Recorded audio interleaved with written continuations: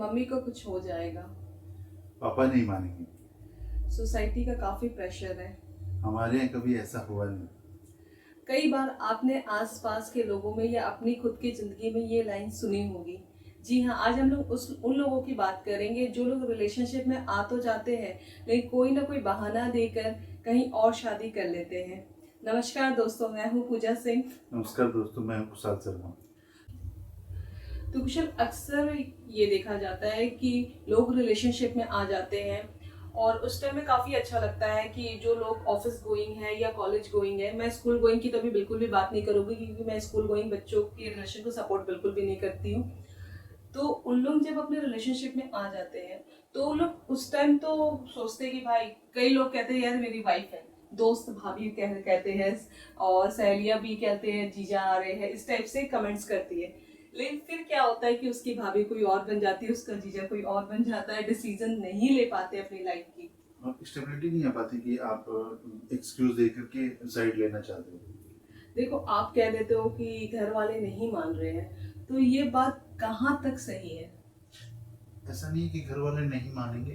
कुछ लोग तो हिम्मत ही नहीं करते। सबसे पहला पॉइंट है कि आप रिलेशनशिप में होते हैं, लेकिन जब घर वालों को बताने का टाइम आता है तब आप बोल देते हो कि नहीं मानेंगे, नहीं हो पाएगा, या या फिर कैसे बात करूँ, घर वाले समझ नहीं आ रहा। कोई तो मतलब कुछ तो जरिया होगा बात करने का। या फिर जब आप रिलेशंस में आए होंगे उस समय भी कुछ तो सोचा होगा कि घर में कैसे बताना है या बताना ही नहीं है।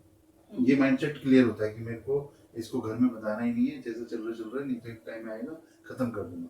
नहीं, दूसरा ये रहता है कि देखेंगे उस समय बता देंगे, जो होगा देखा जाएगा। पर ये दूसरा पॉइंट जो तुमने कहा ना कि उस टाइम देखा जाएगा, मोस्टली लड़के जो है वो लड़कियों को यही कहते हैं जब टाइम आएगा तो देखा जाएगा। या लड़कियां भी कई बार फैमिली का एक्सक्यूज दे के पीछे हट जाती हैं। लड़के भी डिप्रेशन में जाते हैं, ऐसा नहीं कि लड़कियां सिर्फ डिप्रेशन में जाती है, लड़के भी जाते हैं। तो ये तो इसका साइड इफेक्ट होगा कि अगर डिनाई हो गया तो जो जितना इंगेज होगा वो उसको उतना ज्यादा दुख होगा। Exactly. At the starting point क्या होता है ना, सिर्फ अट्रैक्शन होता है, और आपको बहुत अच्छे से पता होता है कि आपकी फैमिली किस चीज को एक्सेप्ट करेगी और किसे एक्सेप्ट नहीं करेगी। यहाँ तक कि घर में ये भी पता होता है लड़की को और लड़के को कि मेरे घर में किस टाइप की लड़की का एक्सेप्टेंस होना चाहिए या होगा, या मेरे घर में किस टाइप का लड़का का एक्सेप्टेंस होगा। आज से 40-50 साल पहले होता था कि मेले में घूमने गए, नजर मिली और लड़की से प्यार हो गया और चले गए। अब ऐसा नहीं होता, क्योंकि आज के टाइम में टेक्नोलॉजी इतनी वास्ट है, आप किसी का भी नंबर निकाल सकते हो, सोशल मीडिया में इतने कनेक्टेड होते हैं, आपको पता होता है। तो उन केसेस में भी ऐसा होता है कि आपके अंदर ये समझदारी हो जाती है कि भाई मेरे को रिलेशनशिप में इसके साथ आना है या नहीं आना है। देखो, सबसे पहली बात है ना, मैं लड़के और लड़की दोनों के लिए ये चीज बोलूंगी कि स्टार्टिंग में बहुत अच्छा लगता है, लेकिन वो चीज आगे जाके आपके लिए पेन का रीजन ना बने। इसलिए आप पहले अच्छे से इस चीज को वेरीफाई करें कि लड़का किस हद तक मेरे से कहते जो भी प्रोमिस कर रहा है वो उस चीज को मतलब निभा पाएगा, या लड़की क्या मेरा कब तक साथ दे पाएगी। और दूसरी चीज ये है कि अगर आपको नहीं आप उसका साथ दे पाओगे लाइफ टाइम के लिए, तो अपने थोड़े टाइम के मनोरंजन के लिए किसी की भी लाइफ के साथ खेलने का आपको कोई अधिकार नहीं है। हाँ, क्योंकि आप एक रिलेशनशिप को स्टेटस सिंबल नहीं बना सकता ना कि मेरी गर्लफ्रेंड है तो मैं अपने दोस्तों को बता सकता हूँ, या मेरा बॉयफ्रेंड है तो मैं अपनी सहेली को बता सकता हूँ। एग्जैक्टली। तो वो चीजें नहीं होनी चाहिए। बहुत ही समझदारी के साथ चीजों को हैंडल करना पड़ता है। जब हम बड़े होते हैं और हम जब अपना एजुकेशन कंप्लीट करते हैं तो फैमिली में भी सब लोग पूछते हैं या हमारे सर्कल में कि अब नेक्स्ट क्या प्रोफेशन लेना है। तो सेम हमारे माइंड में भी चलता है कि इसके बाद क्या करना है, शादी किस एज में करनी है, या रिलेशनशिप में किस एज में आना है, और किस टाइप की लाइफ पार्टनर मेरा होना चाहिए। क्योंकि उस दौरान बहुत सारे चीजों में ना लोग ऑब्जर्व करके बहुत सारे कपल को माइंडसेट बना चुके होते हैं कि ऐसा नहीं, ऐसा नहीं, ऐसा नहीं। हमारे वीडियो बनाने का मकसद ये बिल्कुल भी नहीं है कि हम किसी भी बच्चे को फैमिली के अगेंस्ट जाने के लिए कह रहे हैं, या परिवार विरोधी वीडियो हम लोग बिल्कुल भी नहीं बना रहे हैं। लेकिन मेरा ये कहना है कि परिवार के अकॉर्डिंग जाना बहुत अच्छी बात है, वो हमारे लिए जो भी चूज करेंगे वो बेहतरीन होगा। लेकिन आप फिर स्टार्टिंग से परिवार के अकॉर्डिंग ही रहो। आप अपने कुछ टाइम के मनोरंजन के लिए चलो अभी घूमते हैं फिरते हैं, फिर बाद में फैमिली का एक्सक्यूज देके। जैसे कि मैं एक केस अभी आपको बताना चाहूंगी कि मुझसे किसी ने डिस्कस करा कि उसके घर में 3 भाई है, बड़े भाई की इंटरकास्ट मैरिज हुई है, और सेकंड वाले भाई की गर्लफ्रेंड है जो मेरी जानकार है। तो अब लड़का काफी टाइम से एक्सक्यूज दे रहा था कि बड़े भाई की शादी हो जाएगी तो मैं घर पर बात करूंगा। तो बड़े भाई की शादी होगी, लड़की वेट कर रही है अपने घर पे। फिर टाइम बीतता जा रहा, टाइम बीतता जा रहा, फिर बात करते करते बात करने के टाइम आई तो बात करा उसने। काफी टाइम लेने के बाद में देयर फैमिली नहीं मान रही है। तो आप बताओ ये कहाँ तक सही है विशाल कि एक भाई की इंटरकास्ट मैरिज हुई है ऑलरेडी और सेकेंड भाई के लिए फैमिली नहीं मानेगी। तो ये जो कम्युनिकेट कर रहा है, चाहे वो लड़के ने लड़की को किया हो या लड़की ने लड़के को किया हो, इसका मतलब उसने घर पे बात ही नहीं करी। एक टाइम ऐसा आता है कि वो बंदा सामने से झूठ बोल रहा है और उस झूठ को चेक करना बहुत जरूरी होता है कि बंदा कितना लॉयल है या बंदी कितनी लॉयल है। इस पे इसकी थिंकिंग जो है ये बंदा खुद उसकी प्रेजेंस ऑफ माइंड पर डिपेंड करता है कि उसको फैक्ट चेक जरूर करना चाहिए। और ऐसा नहीं कि लड़का फैमिली पे डिपेंडेंट है, वो अर्निंग बंदा है और फैमिली बार बार वो लड़की से टाइम ले रहा है, बार बार लड़की से टाइम ले रहा। फिर एक रोज सडनली कहा कि भाई फैमिली तो नहीं मान रही है तो तुम अपना कहीं और देख लो, मैं अपना कहीं और देख लेती हूँ। तो लड़की क्या करी, वो अपने आप को बहुत ही हिम्मत दे के चलो ठीक है, मैं तुम्हारी लड़की काफी ये है कि मैं तुम्हारे सामने गिड़गिड़ाऊंगी नहीं, क्योंकि लेट गो कर दिया उसने। सोसाइटी जो है ना मैन लीडिंग, उसमें क्या होता है कि कहीं ना कहीं वुमेन की डिपेंडेंसी बन जाती है एक आदमी पे इमोशनली, और भी बहुत सारे पार्ट हैं, ठीक है, या अर्निंग से लेकर के भी हो सकता है। पर आजकल वुमेन जो है वो सेल्फ एम्प्लॉयमेंट होती है, सेल्फ डिपेंडेंट है, तो ये जो डिपेंडेंसी वाला पार्ट है ये थोड़ा कम हो गया है, लेकिन फिर भी इमोशनली एक दूसरे पे डिपेंडेबल इमोशनली जरूरी होती है। अब वो लड़की इमोशनली इतना टूट चुकी थी कुशल कि मतलब लड़के ने कह दिया कि मेरी शादी कहीं और फिक्स हो गई, इतने तारीख को मेरी शादी है। तो लड़की काफी इमोशनली टूटी हुई थी, बहुत मुश्किल से फिर से वो सही हुई, अपने लाइफ में सब कुछ नॉर्मल करने की कोशिश करी। तो फिर पता नहीं किसी कारण उस लड़की की शादी नहीं हुई। अगेन उस लड़के ने उस लड़की को कॉल करा। तो ये क्या होता है ना कि आप किसी के ना शरीर पे अगर चोट करोगे ना तो कम घाव देगा, ये बार बार चोट देकर आप उसको कुरेद रहे हो, इमोशनल अत्याचार, इमोशनली बहुत ज्यादा। और फिर लड़की ने सामने से क्या किया, उसे दम तक खरी खोटी सुनाई और फिर लड़के ने उसे पलट के कॉल नहीं किया। तो आई थिंक उसने सही करा। तो कुछ केसेस में ऐसा होता है, जैसे जब भी मैट हमने देखा है, अब उसका ब्रेकअप होता है, वो घूमने जाती है, बाहर निकलती है, फिर लास्ट में उसको शाहिद कपूर मिलता है, बोलता है कि भाई इसको फ्लश कर दो, फाड़ के जला दो। तो उसने अपने इमोशन को इतना कंट्रोल कर लिया कि वो उसके अगेंस्ट में कुछ भी कर सकती है, देखो या वो लड़का भी कुछ कर सकता है। तो ये ओवरकम करने के लिए तो ठीक है, लेकिन आप किसी के इमोशन से खेल गए, वो चीजें बहुत जरूरी है। और इस चीजों को ना हो, ये इस वीडियो का मकसद है कि अगर आप किसी के रिलेशनशिप में आ रहे हो या फिर किसी को प्रपोज कर रहे हो, अपना प्रपोजल दे रहे हो, तो एटलीस्ट इतना पता होना चाहिए कि भाई इस रिलेशनशिप का आगे क्या होने वाला है। क्योंकि मेरी फैमिली को मैं जानता हूँ, आपकी फैमिली को आप जानते हो, तो कैसे उसको टैकल करना है, कैसे कुछ भी वर्स्ट से वर्स्ट सिचुएशन आ जाए उस समय पीछे नहीं हटना है, ये सारी चीजें बहुत मैटर करती है। एक केस ऐसा है कि अ, दोनों की फैमिलीज एग्री नहीं हो रही थी। फिर लड़की की फैमिली एग्री हुई, लड़के की फैमिली ने क्लियर कह दिया कि मैं तो तुम्हारी शादी नहीं करवाऊंगा इस लड़की से। लड़का की जो मदर है, लड़के की मदर ने भी पूरा मेरा ब्लड प्रेशर हाई है, पूरा टोटली अगेंस्ट थी शादी के। लेकिन लड़का लड़की को एक दूसरे के प्रति इतना ज्यादा कनेक्टिविटी था कि लास्ट में फैमिली को अपने बच्चों के लिए हाँ करना ही पड़ा। हाँ, कुछ कुछ केसेस ऐसे ही हैं, और ज्यादातर बहुत सारे केसेस ऐसे हैं कि इंटरकास्ट में ना बहुत चैलेंजेस आते हैं। जब जैसे मान लो कोई लड़की राजपूत है या ब्राह्मण है लड़का, या बहुत सारे केसेस में ऐसे होते हैं, तो उन केसेस में एक तो लड़के को बहुत हिम्मत दिखाना होता है कि मैं सोसाइटी से फाइट कर सकता हूँ, या अपनी फैमिली वालों को कन्विंस कर सकता हूँ। मेरे पापा नहीं मानेंगे तो मैं उनको समझा सकता हूँ कि क्या रीज़न है मैं लव मैरिज करना चाहता हूँ, क्या रीज़न है मैं अरेंज मैरिज नहीं करना चाहता। जब आपने मेरे को पढ़ाई लिखाई के लिए खुद फ्रीडम दिया है कि मैं किसी भी कॉलेज में जाऊँ, मैं कहीं पर भी ट्यूशन करूँ, या मैं कहीं पर भी अपने तरीके से पढ़ाई कर सकता हूँ, तो मेरे को लाइफ पार्टनर भी चूज करने का मौका मिलना चाहिए, चाहे वो लड़की के लिए हो चाहे वो लड़के के लिए हो। आप पुराने टाइम में जब राम जी की शादी होती तब भी स्वयंवर हुआ था। स्वयंवर मतलब कि खुद से वर चुनने का राइट होना चाहिए, और ऐसा भगवान कृष्ण के टाइम में भी हुआ था। तो वो चीजें होती है, और हमारे समाज में बहुत सारी चीजें ओपनली है। उसको एक्सेप्ट अब हम नहीं कर पाते हैं क्योंकि हमको डर लगता है कि कहीं गलत ना हो जाए। सबसे बड़ी बात है ना कि लड़का हो या लड़की हो, दोनों को मैं ये कहना चाहूंगी, सबसे पहले तो अपने करियर पे फोकस करो। इतने कैपेबल बनो ना पढ़ाई कि जरूरी है। हाँ, कि सोसाइटी आपके डिसीजंस को एक्सेप्ट करे।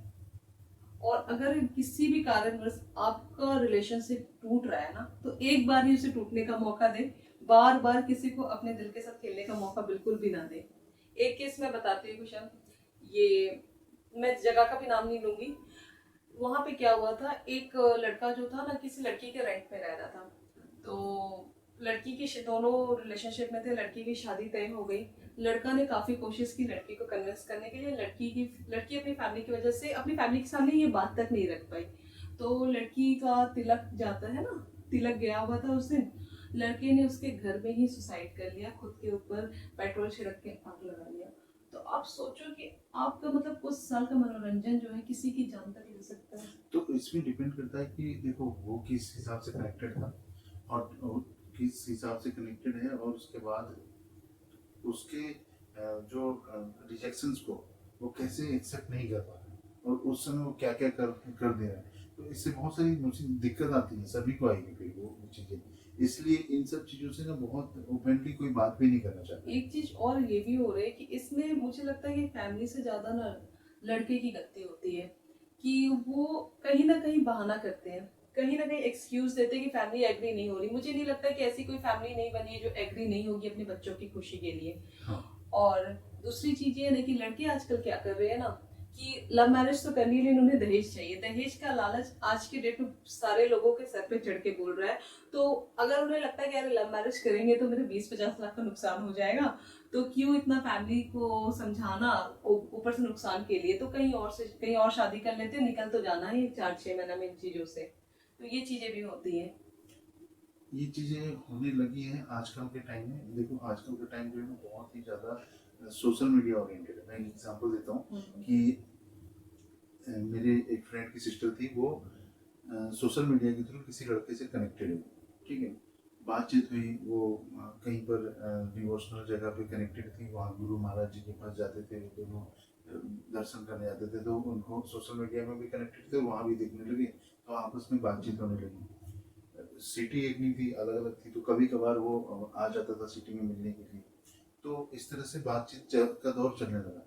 लेकिन कुछ समय के बाद वो लड़का उससे बातचीत करा, मिला, कुछ फोटो वोटो लेने के बाद उससे कभी पैसे मांग रहे, कभी किसी तरह के हेल्प मांगे कि भाई मैं यहाँ आ रहा हूँ, मेरे को कुछ अर्जेंट है तो मेरे को पेटीएम कर दो, ऐसे मेरे कई को। केसेस है। ऐसे बहुत सारे केसेस हैं। तो उस केसेस में क्या हुआ कि फिर कभी पैसे ना दे तो उसको वो गाली गलौज करने लग जाए, अब्यूजिव लैंग्वेज यूज करने लग जाए। तो उसको लड़की, अब क्या है कि डिसीजन उसका था, उसने देखा कि भाई ये तो गुरु महाराज जी के पास जाता है या बहुत सत्संग वगैरह का लड़का है, लेकिन अब ये इसका रंग बदल रहा है। तो अब घर में डर से ना बता पा रही, मेरे भाई को पता चल जाएगा तो क्या होगा, मेरे को उल्टा बोलेंगे। फिर लड़का कुछ टाइम के बाद धीरे धीरे वो बोला कि मैं नहीं, ऐसे सॉरी रिपोर्ट करके एग्री कर जाता। फिर बाद में बोला कि ठीक है शादी कर लें। तो लड़की फोर्स कर रही थी कि शादी कर लो, मेरे घर में शादी की बात चल रही है। तो लड़का ने बोला ठीक है मैं शादी कर लूँगा, लेकिन मेरे पापा से बात करनी पड़ेगी। तो बोला ठीक है। अब उसके पापा भी इतने समझदार हैं कि एकदम पता है कि भाई कैसे घर की लड़की है, क्या है। तो हाँ हाँ शादी कर देंगे, एकदम कर देंगे, कोई दिक्कत नहीं है, मान गए। जब अपने घर में बात करी भाई से, तो बोला ठीक है मैं जा करके मिल के आता हूँ, देखता हूँ कैसे घर है, अगर लड़का ठीक हुआ तो मैं तुम्हारी खुशी के लिए कर दूंगा।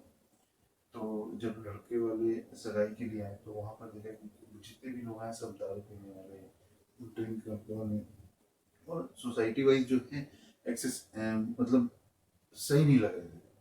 तो उसके भाई ने बोला कि ये मेरे को ठीक नहीं लग रहा है, अभी भी टाइम है, इसको डिसकंटिन्यू कर सकते हैं इस रिलेशनशिप को, तुम हमारे लिए मैं अच्छा लड़का देख लूँगा।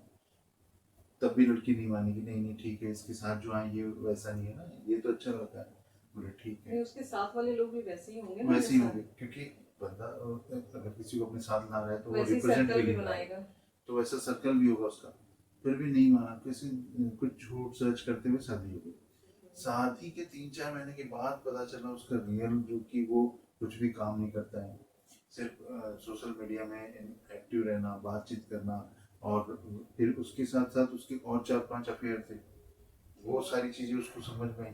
अब वो लड़की ना तो, अब घर वाले भी सपोर्ट नहीं करे, भाई ने बोला भाई मैंने तेरी मर्जी के साथ शादी किया और जो मेरे पास पैसे वैसे थे वो सब मैंने तेरी शादी में अच्छे से लगाए, और उसकी कोई गलती नहीं थी, उसने बहुत मेहनत करके उसको किया।